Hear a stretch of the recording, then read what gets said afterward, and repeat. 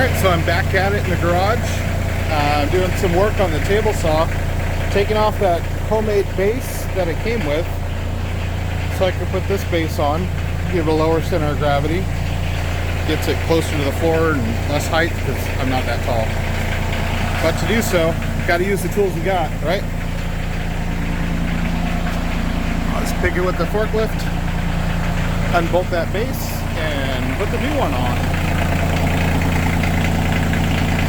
All without ruining the stuff. Trying not to, at least. That ought to work. There we go. It's more quiet. That's on there pretty secure. I am not going to get under it. Get my body under it at all. Alright, so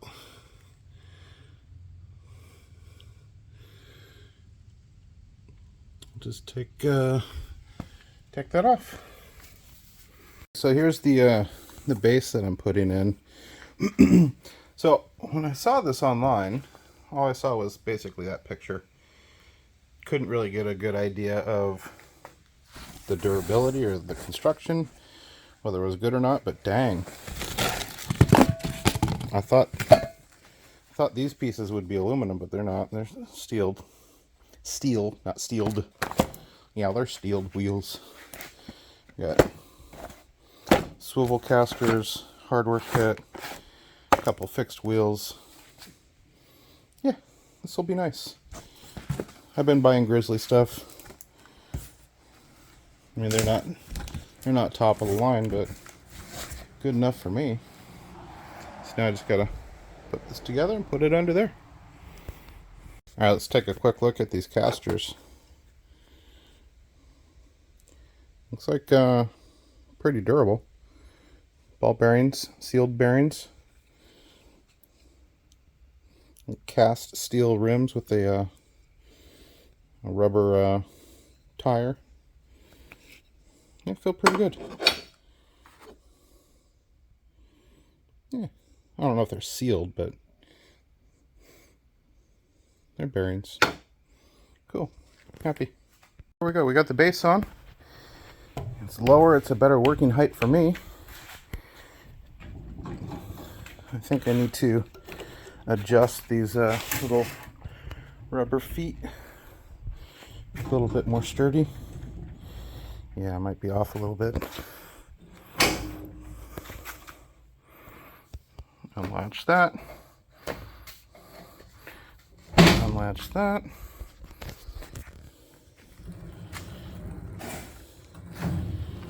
Rolls pretty good.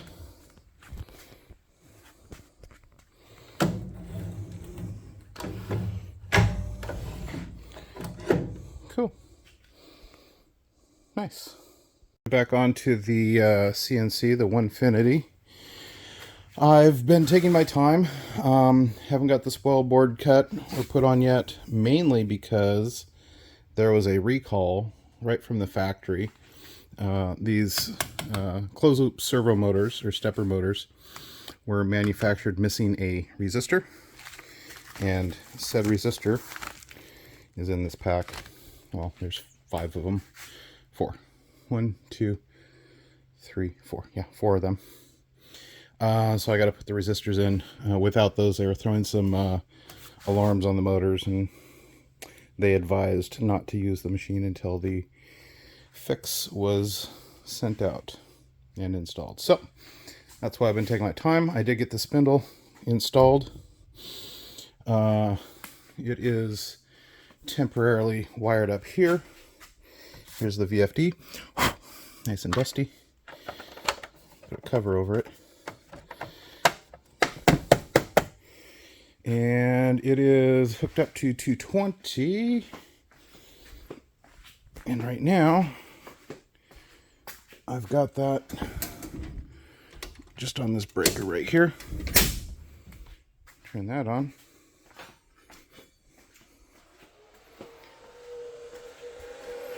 There's the VFD. I had to do a little bit of programming, but not much. It was working, but the The minimum hertz wasn't set, so I set that at 100. So I believe the slowest it'll spin is 6,000 RPM. And I got one of those digital tachometers just so I can confirm that is spinning at the appropriate RPM, because the VFD just calculates it based on the frequency, and it's not like it's getting feedback. Hang on, it's not like it's getting feedback from the motor saying, yep, this is the RPM that I'm spinning at. So I wanted to double check. Got this cheap meter off Amazon. I think it was like 20 or 30 bucks. So we're gonna go over here. I'm gonna go to run. It should stop at 6,000 and 100 hertz. 6,000. We'll go over here and we'll test.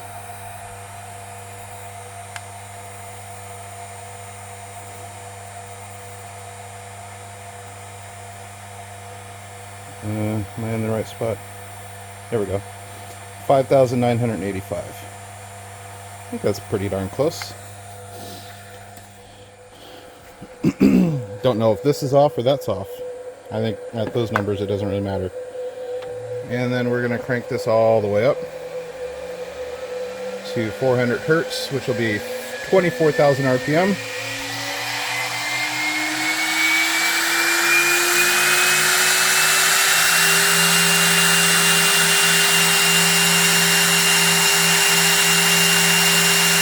$23,917.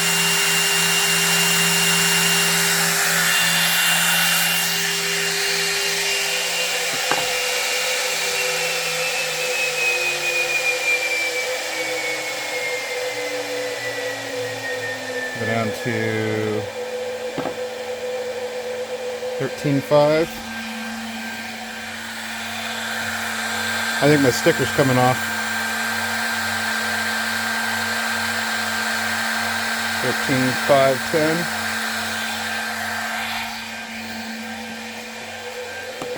13.560. That's pretty close.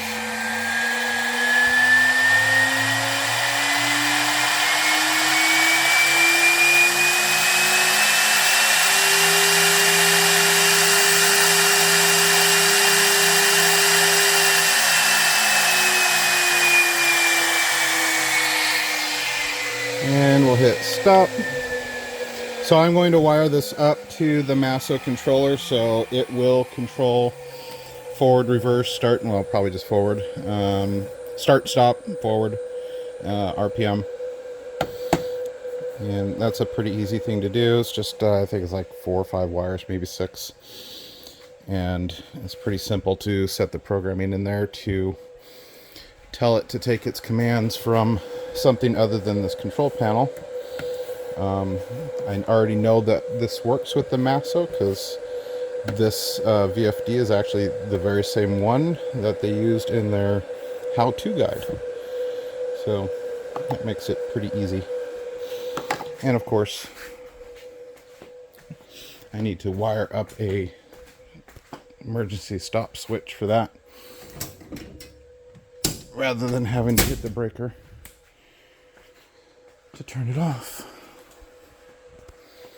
Alright, so I think next steps are get those resistors installed, get my spoil board. I'm going to do, so these are T-tracks here, and then you got your spoil board that's going to go in on top, and you attach it from the top down. I'm going to do that, and then I'm probably going to put another 4x4 sheet on top of that and use that. And there's already some files out there that, you know, have like a crosshatch pattern of for your clamps and stuff. So I'll probably end up just doing double spoil board. And then I got to surface it. I got some new bits. I got, well, here's the bits that came with it. Here are the Myers Woodshop 4-piece set. That's the recommended bits. And in here, we've got a V-groove. These are your bits. Got a 16-inch downcut spiral. Looks like 1/4 inch, no, 1/8 inch long reach downcut. A 1/4 inch upcut spiral. I got those. And this is a 1/4 inch downcut spiral. Okay, and then y'all know what that is. It's a pretty Jenny bit. This is the Skinny Jenny. Here is the Big B. So this is a ball nose. Skinny Jenny is for fine detail. And this should be, it's a downtown Jenny, so this is a down cut.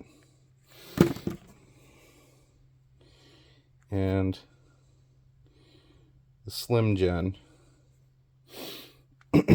And off of Amazon,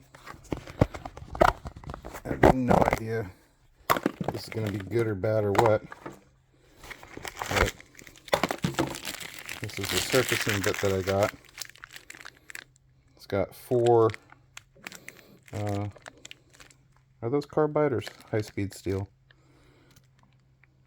I don't know the difference. I'll have to find out. But 4 removable bits, and it came with a tool and extra screws, and that was only 45 bucks, I believe, compared to like 200 or 300 for the one I'll probably end up getting, because that one's gonna suck. You know, I always profess buy once, cry once, but sometimes it's a hard lesson to learn. I've got the Nighthawk boot coming for here.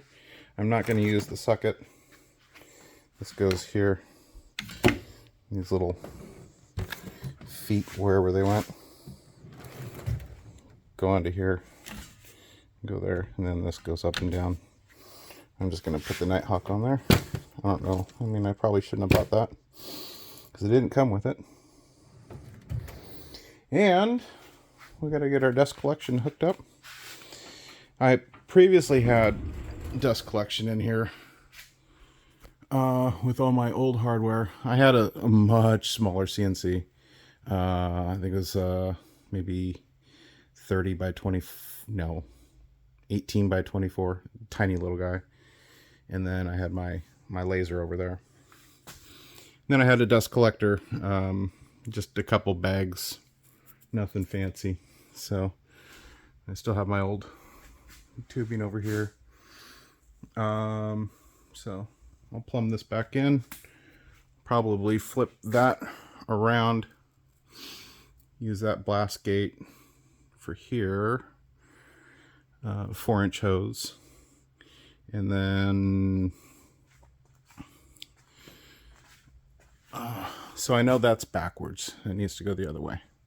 That's fine. I can change that.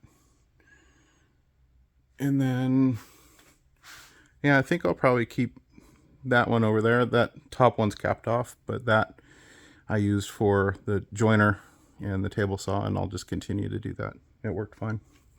And I'll probably put the dust collector right behind here.